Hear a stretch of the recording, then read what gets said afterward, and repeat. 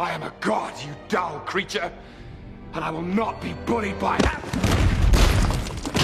We can all appreciate the comic book characters that kick ass, but not taking themselves too seriously definitely helps them score major points too. Right, so if I lift it, I then rule Asgard? Yes, of course. I will be reinstituting Prima Nocta.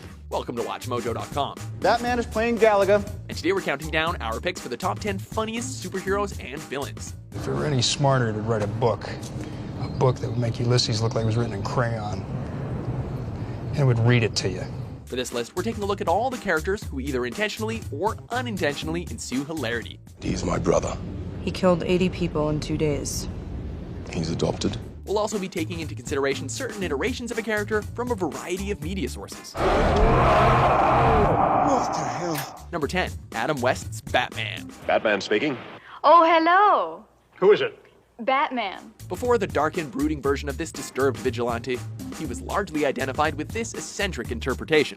Believe it or not, there was a time when audiences didn't want to take their superhero seriously, and instead preferred the campy rendition of this well-known American actor. And all my days are trances, and all my nightly dreams are where thy dark eye glances, and where thy footstep gleams. Among the laughable costumes and absurd gadgetry, there was the intentionally goofy dialogue that made audiences fall in love with this version of the dynamic duo. Confound it! The batteries are dead! West's ability to deliver those one-liners with a straight face may be one of the most impressive feats of his whole career. Some days you just can't get rid of a bomb.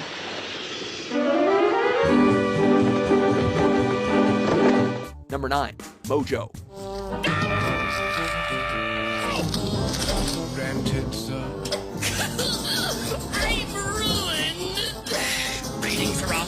Being called spineless is commonly an insult. However, among the people of Mojo's race, cowardice and greed are virtues. Enter Mojo, the most over-the-top parody of pop culture and corporate greed in comic books. You may be the champion of the arena, but I'm the undefeated master of public opinion. Mojo, while grotesque in appearance, is the comic relief villain of the Marvel Universe. Look at this! See this nose hair? It can act better than you!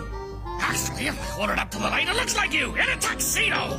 This intergalactic television producer hosts the sadistic reality television program Mojoverse, and he's always trying to capture heroes, particularly the X-Men, and use them for his show. Nope, he tunes out Mojo Vision! Who are you? What do you want? Whoa, whoa! Let's not get off on the wrong foot, booby! Can we talk? Number 8, Hawkeye. Barton, talk to me. You want me to slow him down, sir? Or are you sending in more guys for him to beat up? When you're partnered on a team with a genius tech billionaire, a superhuman soldier, and a gamma-radiated green giant, you learn how to not take yourself too seriously. Are you up for this? Are you? Look, I just need to know, because the city is flying. Okay, look, the city is flying. We're fighting an army of robots. And I have a bow and arrow. None of this makes sense. Hawkeye was first employed as a circus worker before being recruited into the Avengers, giving him a unique and humble background when compared to his allies. You better call it, Coulson. I'm starting to root for this guy. Being one of the few superheroes who is self-aware enough to look at situations from the perspective of an everyday guy has made him sarcastic enough to rival another loudmouthed Avenger. Apparently, MODOK's increased his range as well as his power levels. That stinks. You said it. Forget the breath mints, Hulk. We're skipping straight to advanced showering. I can still drop. Number 7, Robert Downey Jr.'s Iron Man. You have no idea what you're dealing with. Shakespeare in the Park? Doth mother know you weareth her drapes? It took a number of years in planning before the Marvel Cinematic Universe came to be what it is today, and this actor's portrayal of the tech genius is what jump-started it all. I prefer the weapon you only have to fire once. That's how Dad did it, that's how America does it, and it's worked out pretty well so far. Robert Downey Jr. may have adopted the comic book character's cocky attitude for the role, but the quick-witted humor is something all of his own. Wait, you're guilt-tripping me, aren't you? I'm cold. I can tell. You know how I can tell? Because we're connected. The The actor's sarcastic charm has entirely changed how audiences identify with the armored superhero, as he's always reminding everyone not only of how smart he is, but how much he loves to show it off. Turn to the right.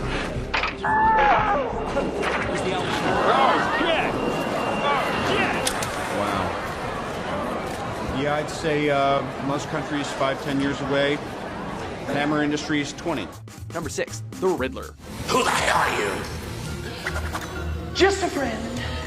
But you can call me The Riddler. What kind of self-obsessed monster wouldn't enjoy a good riddle or two?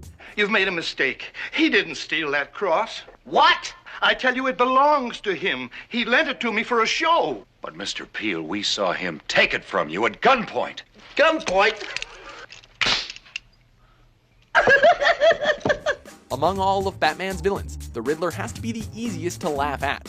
While he has historically been considered quite dangerous and even murderous, his sole prerogative in his criminal career is to outwit the world's greatest detective. I know the perfect victim.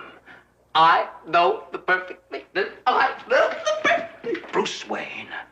The millionaire head of that disgusting, do-gooding Wayne Foundation. With over-the-top renditions such as Jim Carrey's performance in Batman Forever and Frank Gorshin's in the classic 60s series, this character doesn't expect us to take him very seriously, just his riddles.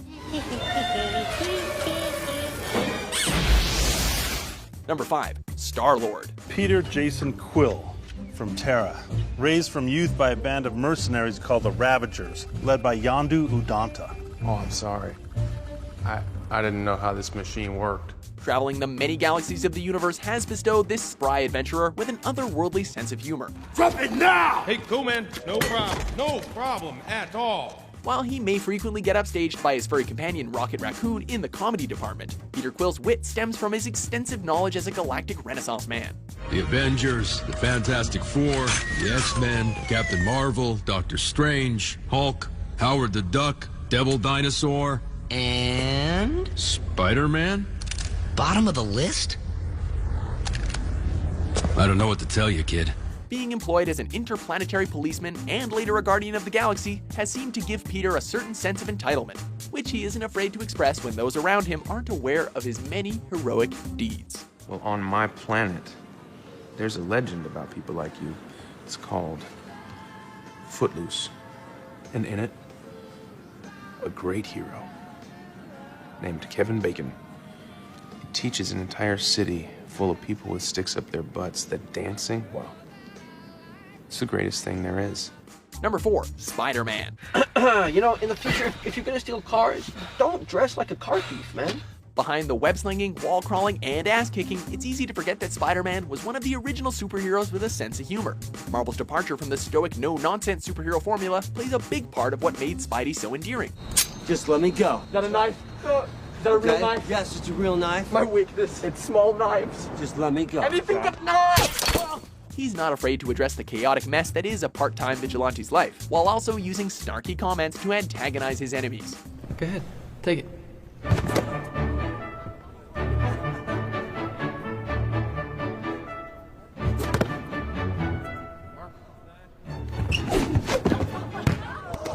While sometimes his wisecracks land him in even deeper hot water, our childhoods wouldn't have been the same without them. Well, if it isn't a meeting of the Diamond Lovers of America. It's Spider-Man! What? Spider-Man? Where? Where? Oh, I just get so flustered when I meet a celebrity. I just don't know what to say. I'm going to need something to wear in a very big truck. Number 3, the Joker. Anything else? I'll need some guys. Not these guys, because, well, they're kind of dead. The Joker is the embodiment of dark comedy if there ever was one, but the most humorous representations of the character have to have rested with actors Jack Nicholson from the 1989 Batman film and Cesar Romero from the classic 60s television series. Come, my puckish partners in plunder! Batman has been outwitted, and the fabulous jewel collection is ours! In both of these performances, the villain was portrayed as highly outlandish and less grounded in reality, making him all the more of a spectacle on screen. Oh, hey, the new king in town.